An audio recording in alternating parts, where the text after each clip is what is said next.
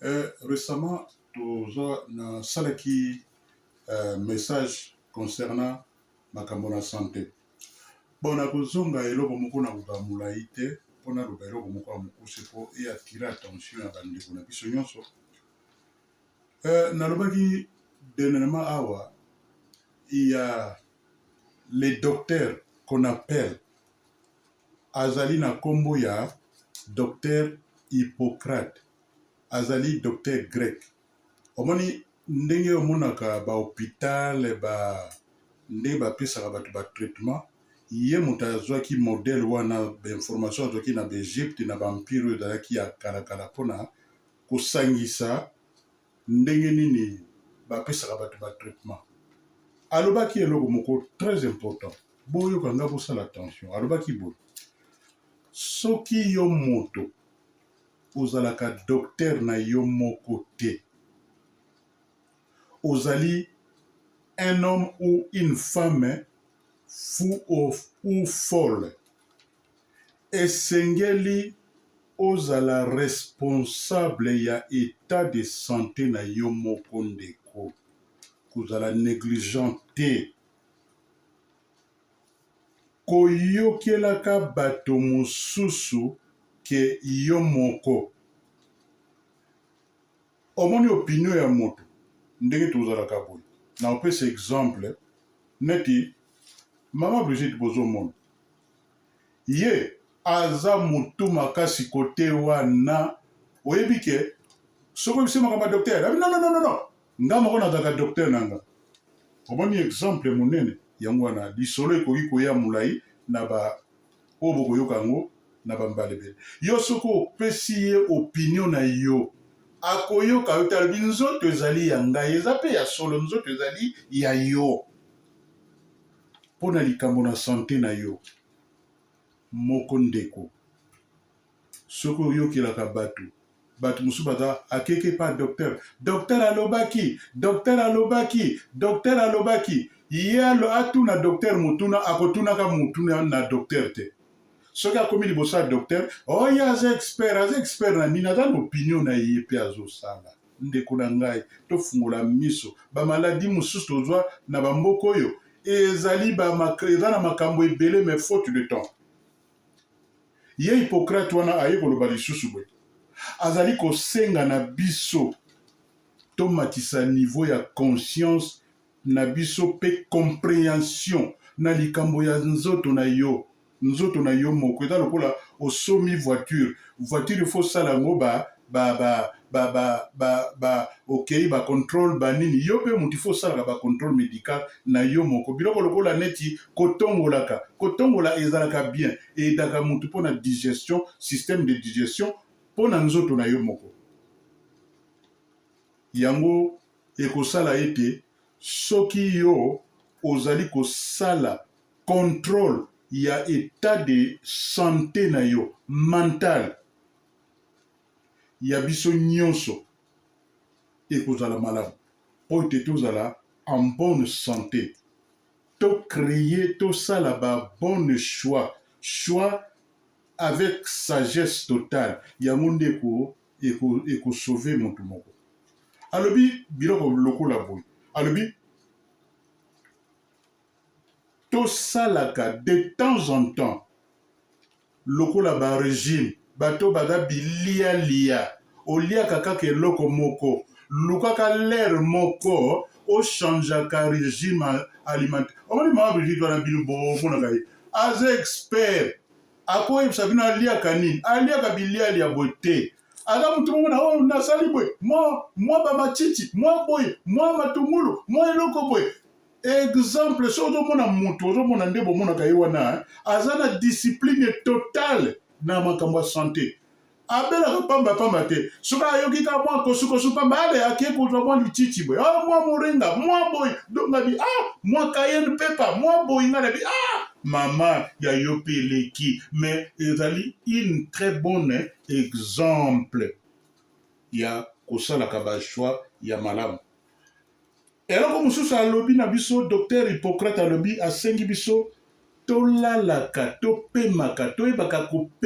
kopemisaka nzoto soki ozopemisa nzoto okosala régime alimentaire ya malamu ekoede yo na basystème digestif surtout côté wana eza moyen te mama bozomona mama oyo alembaka kotongola te omonaka kiazwi dongo nini oyo soki biloko oyo babengaka nini tangawisi omonaka tangawisi naokili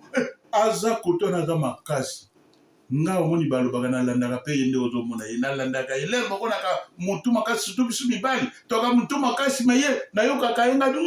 yo oza omoni ye azaka lokwa deuxième docteur ye mpe soki ayoki nga mpe naka deuxième docteur na ye yango tokosenga na biso bandeko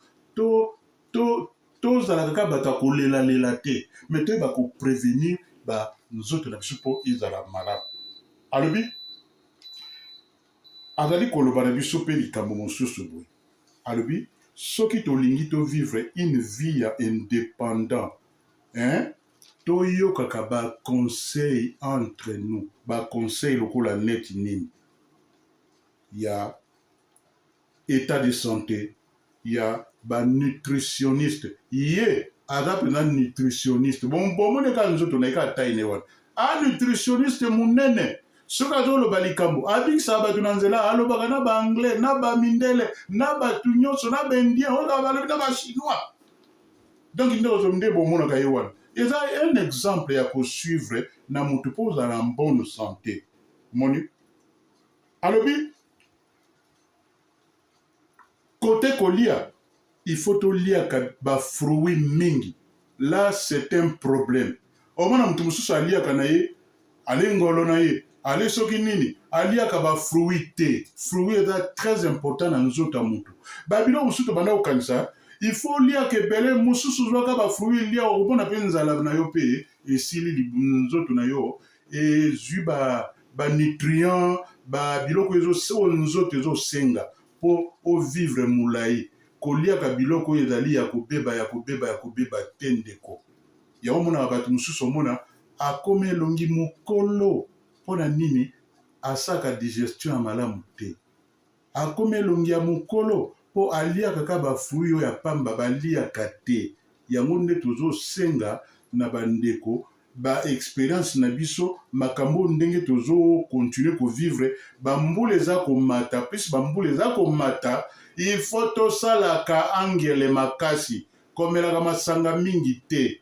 komelaka bimelamela te koliaka biloko ya kilo apres na bafete omona mutu moko tomona tata moko na butu soki 23 heures tata wana aye alata maneti avandi na kati ya feti on dirait aza na kati ya ndako na ye batieli ye 5 kwanga batieli ye babiloko tata na bazwi molangi ya whisky batieli wana alataki manete afungoli biso ya mama tozotala tobitala mon peuple est péri parce qu'il lui manque la connaissance il faut toyebaka baere ya kolia na baere ya koliaka te discipline alimentaire eza très important totangi na mokanda na Colossiens 4 11 elobeli biso boye Luc azalaki docteur omoni azalaki docteur mais azalaki apôtre ya Yesu Kristo ntango Yesu Kristo abandaki kosambela mpo na bato ye peut-être rôle abandaki koya kojouer yali acheke bato wana réellement soki mpenza babiki epuis babikaki ya solo omoni te bakoki kosambela mpo na yo mais il faut ozala na docteur ya badocteur docteur yango nkombo na ye nini Jova Raphaël wana ekozala lokola kaka bamama Brigitte aza docteur na likambo ya digestion likambo ya ndenge mutu akozala malamu mpo ete omoni ndenge tovivaka wana il y a 4 formes ya guérison soki ozolia malamu ekosala te état mental na yo ezala malamu état émotionnel na yo ezala malamu état physique guérison physique ezalaka facile parce que balobi nzambe atindaki liloba ne mpo liloba na ye ebikisa yo nanga mais émotion bakozoka ya bato baétat mental ya bato vie spirituelle na yo ndeko eza très important yango moni message oyo dada koloba lelo na bosukisi awa na kotanga mokanda na bazolobela biso na Job ete boy balobi la terre a été livrée, la terre est livrée aux mains de l'impie. Il voile, azali na voile, abatami, elongi na ye ebatami lokola juge ya ba méchant bazalaka na mokili. Si c'est pas lui, qui est donc, qui est ce donc? Omoni, ba compagnie ya ba pharmacie oyo omonaka wana baza ba méchant, c'est eux ndenge bato le blabsuna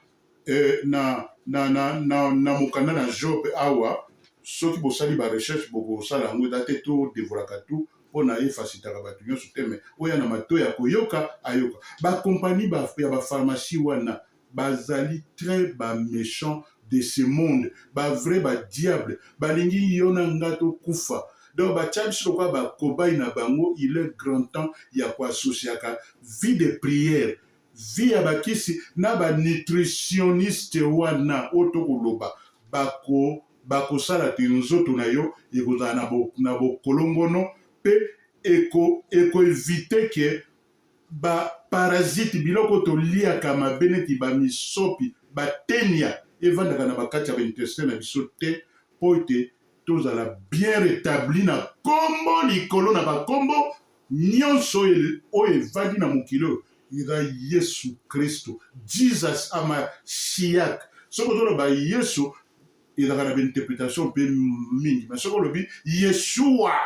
wana olobi ye wana l'origine, c'est Dieu qui a créé ce monde, des choses visibles et invisibles. Yango moni message azaki dango pona kutinda na le peuple de Dieu na poko na lelo yango wana.